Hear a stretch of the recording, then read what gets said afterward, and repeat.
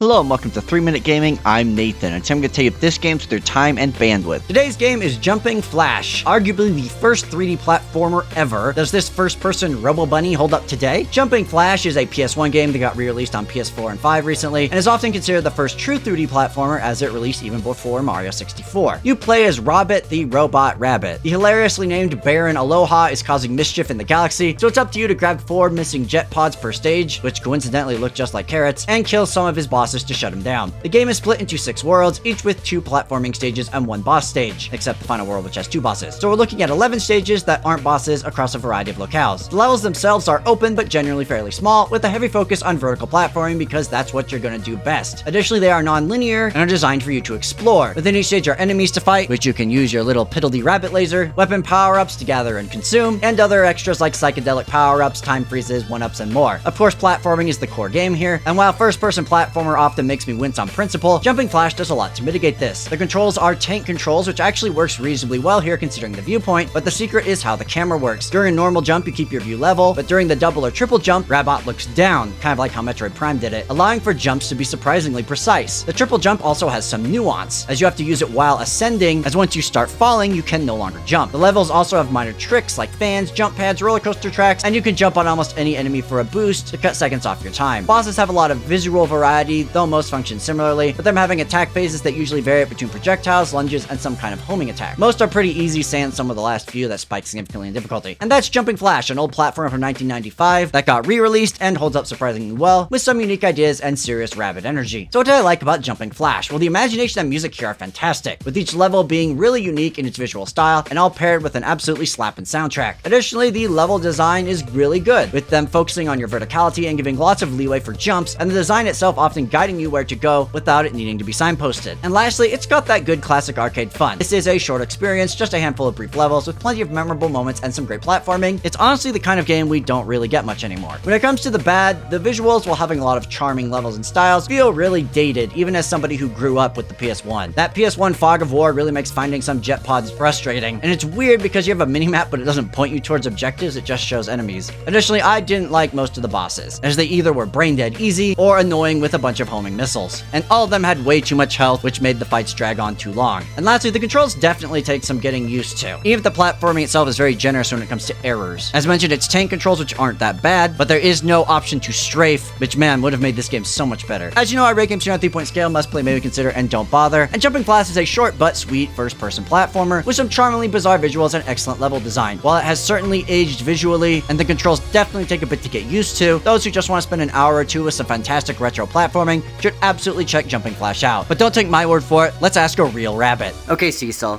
what do you think of the game Jumping Flash? Doesn't seem very impressed. Let me restate that. What do you think of the game Jumping Flash and a dried piece of banana? Yep, game of the year. That's all I have for you today. Thank you so much for watching. Have you played Jumping Flash? Do you own a pet rabbit? I need answers to these questions, so let me know in the comments. And then regardless, if you got PS Plus, particularly PS Plus Premium, make sure you check Jumping Flash out.